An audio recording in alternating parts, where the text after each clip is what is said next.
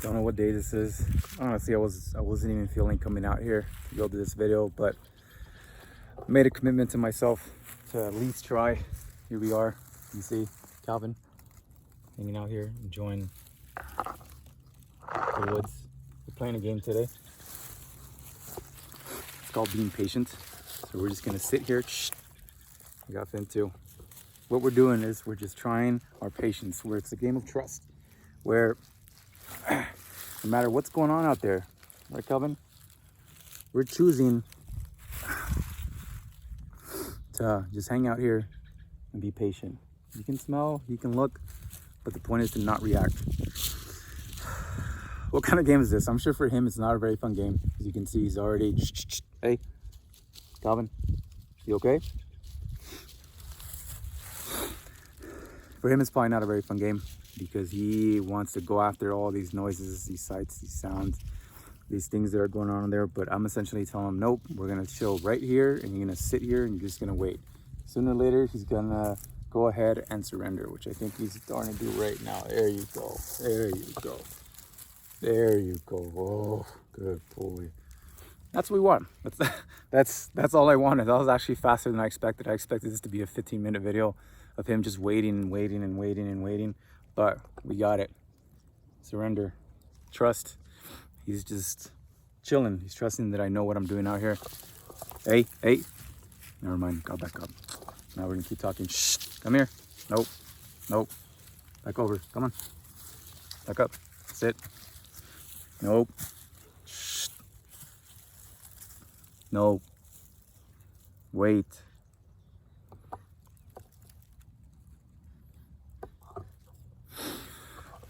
What's the point of this, right? It's frustrating. It's absolutely frustrating. But one of the things that I've learned about life and about learning things about yourselves is that if you can stick with those frustrations and overcome them, you learn something. You learn something valuable. I learned that in my last semesters of class that I took. Damn, I remember it feels like such a long time ago. If I sound a little bit like sick, it's because I have the flu. We actually got COVID tested negative, so it's not that. But it just, because I haven't been sick in such a long time, it's frustrating. It's frustrating to be able to have these limitations on your body, and then the brain fog and everything else that's accompanying with it. So that's why this past week I just haven't really done any of these videos. It's been hard for me to motivate myself to come out here and do it. But I'm doing it today. Kind of feeling a little better. Not really. Got Finn out here with me too. But again, it's a test, right? Test of frustrations. There you go, Calvin. Good job. Shh. Hey. Stop. Stop. Stop. Stop. Shh. Shh. Stop. Stop. Stop. No. What are you defending, huh? What's out there? Come on. There you go. So, and you can see a lot of the snow is already melted. A lot of it's already gone.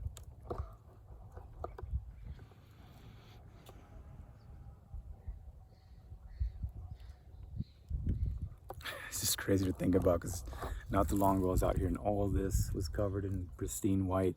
Now it's all the foliage and leaves and all the other things from fall. So yeah, and going back to that whole frustration thing, is being able to sit with frustrations, whether that's you trying to learn something new, whether that's with other people, whether that's in relationships, because you get tested there a lot. Dogs. Cesar Milan says dogs never lie. They will always tell you what you need to know so you can help fulfill them, help guide them. And I think right now they're doing okay. Doing something. We're just chilling, we're hanging out.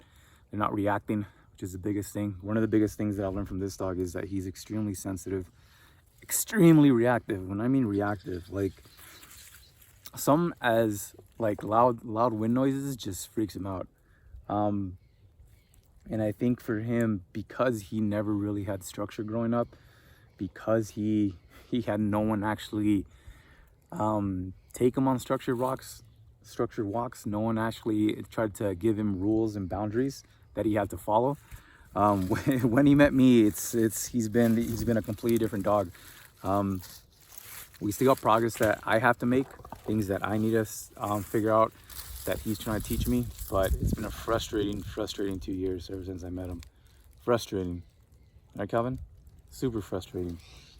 Look at handsome boy, handsome boy. Frustrating 2 years. Not much fun in a lot of the walks or runs or things that we've done, but he's gotten a lot better, which makes me happy, because some of the stories that my girl used to tell me is he's a complete monster, and it makes me think, well, he just didn't have anyone teach him anything, right? He didn't have anyone teach him any better. Hey, Ben.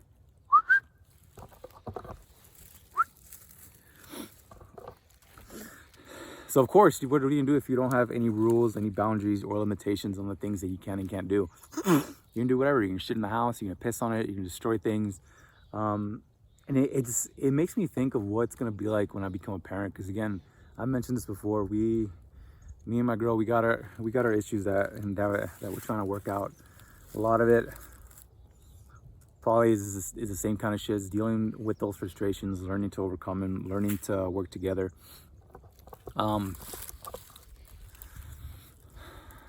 Being in agreement on certain things and being able to work together and follow through on those things. And it makes me think, if kids grow up without any kinds of rules, people think of this idea of freedom as like boundless options and boundless choices that you can make. And they've actually done a study on something as simple as ice cream flavors, right? Oh, Calvin, so handsome. So handsome. Again, very sensitive. You have to be very careful how I touch him, how I approach him, because he will freak out. Hey, stop.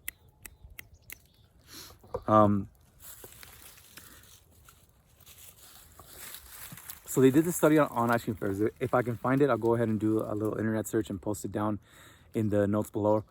And what it was, I think it was like 40 something flavors of ice cream.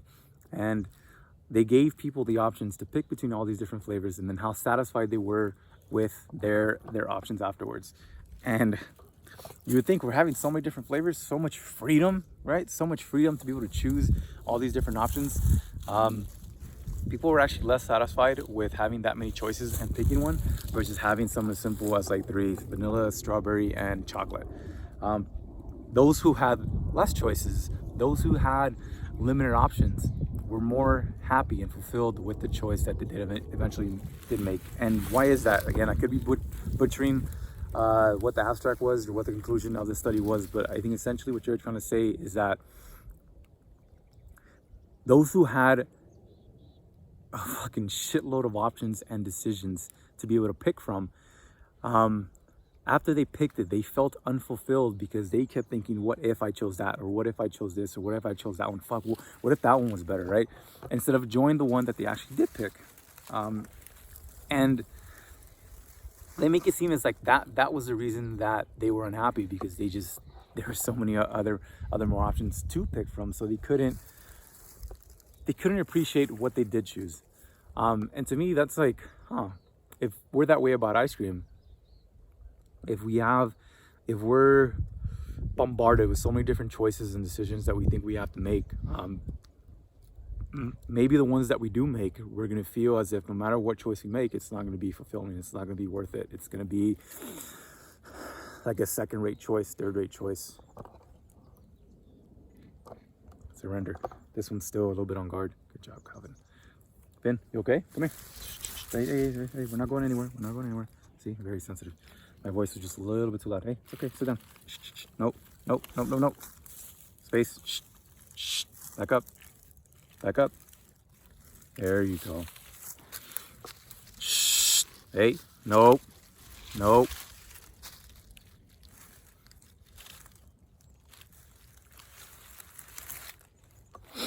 So it just seemed like too many choices. No one's happy. And that makes me think a lot about parenting, how people raise kids and how they've done it, how my parents did it. The more and more I think about the journey that my mom had. Hey, shh, no. I'm trying to think about these dogs too, because there's so many scents and things that they can choose out here. And shh. And maybe that's why part of the reason, one of the first struggles that I've noticed that I've had with him, is that he's very reactive to the whole entire world. And it's because there's so many choices for him to get excited about, or to try to get riled up about, or try to follow, or try to do this, or try to do that. I think as a human, we have the ability to eliminate a whole bunch of these choices. So if I tell him, hey, none of that matters, the only choices you can make is you just stay here and rest, and not react to everything out there. It's okay, all right, cool, I'm just gonna chill out, I'm gonna hang out, I got it. And it makes you think of what it would be like if you just grew up with boundless choices, kids with boundless choices, animals with boundless choices who just couldn't figure out which one was more important. There was no priority. Hey, stop. Come here. Come here. Come here. Nope. Nope. There you go. Good job. Instead of reacting to everything, right? The only choice you have is sit here and chill and rest. Cool. I'll be happy. I'll be happy. I'll see other things going on, but I'm not going to react to them because I've already made the decision that this is what's best for me. So I'm going to go ahead and trust my human and just hang out here. And it makes me think about kids and just some of the struggles that I've heard other people go through with the way they were raised, how their parents raised them, or how their parents didn't raise them. And maybe it was out of overprotectiveness, or maybe some of these parents, again, really don't give a fuck, because some people are just like that, man. They don't give a fuck about anybody but themselves. They don't give a fuck about trying to help set up other people for success, so they don't have to repeat the mistakes that they did. To think about children, you give them unlimited choice. Like, first off, they're gonna get into some stupid shit. They're gonna try to eat fucking dog poop. They're gonna try to put things in their mouths and try to swallow them. So, as their leader, as their parent, as their guide into this world, onto planet Earth, it's our job to, I want to say this, it's our job, it's our purpose. One of our missions to give them those choices, that limited decision space where they can explore, they can engage, they can be curious, they can do whatever it is that they want to do, and have the free will and the agency to be able to do it, versus giving them all the other options in the world, because a lot of those options, they're unnecessary. They don't need them. And two, they don't have the minds to be able to process those kinds of decisions. If adults can't fucking do that, like how's a kid gonna be able to do that, you know? So it makes me think of being a parent and how I can best, again, it's going to be as soon as, I guess they call it trial by fire, or just learn by error, how I can best guide and give our kid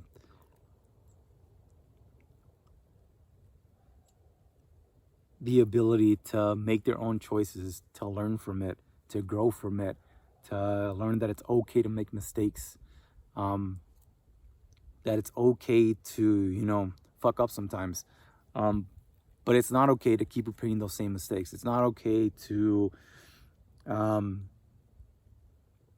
take out your anger and your aggression on someone else because you feel that they slighted you, because they picked the ice cream you wanted, or whatever it is that you wanted, or some of this crazy shit like what happened up in Capitol Hill.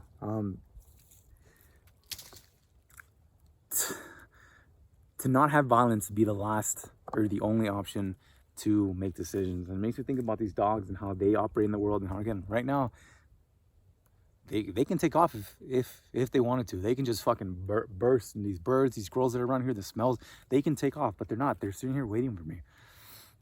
They're waiting for me. And it makes me think back in the past, I don't think I would have been able to do something like that. I don't think I would have been able to have the confidence to be able to maybe give those kinds of options to my dogs. Then again, I never really had anybody teach me what dog psychology was. There we go. Look, this boy. I could just fake the leash in case he does try to burst, but he's doing so good right now. I'm so proud of him.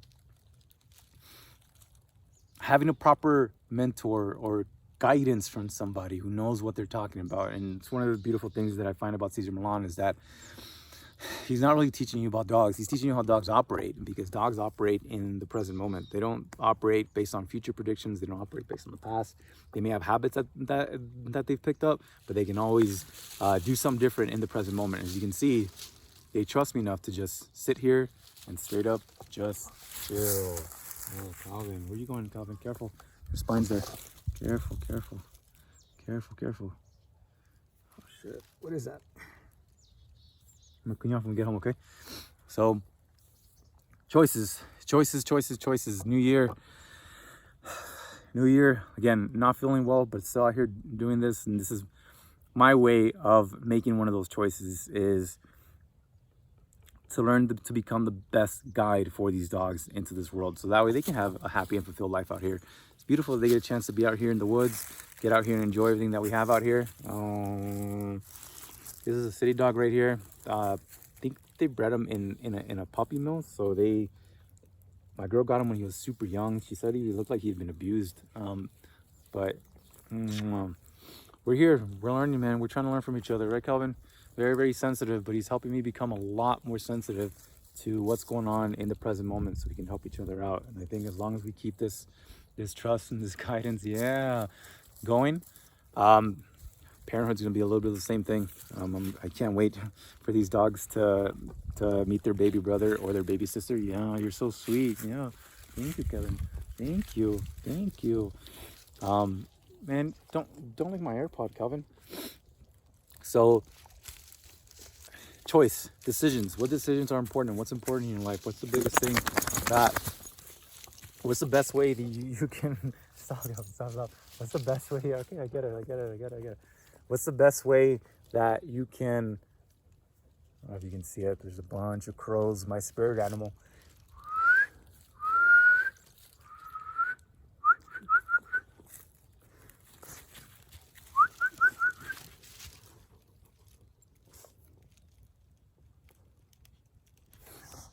I'll talk about that next time, why I say those are my spirit animals, and why when I've come to a conclusion to learn something about myself, like it's the next step forward, they always tend to show up, or I tend to notice them. It's usually not just one, but it's usually a murder of them. Not quite sure why, but it's one of the things that I've noticed in life. It's fucking weird, it's fucking crazy, but it's the way it works. So decisions. Learn how to make decisions. Trust and guiding.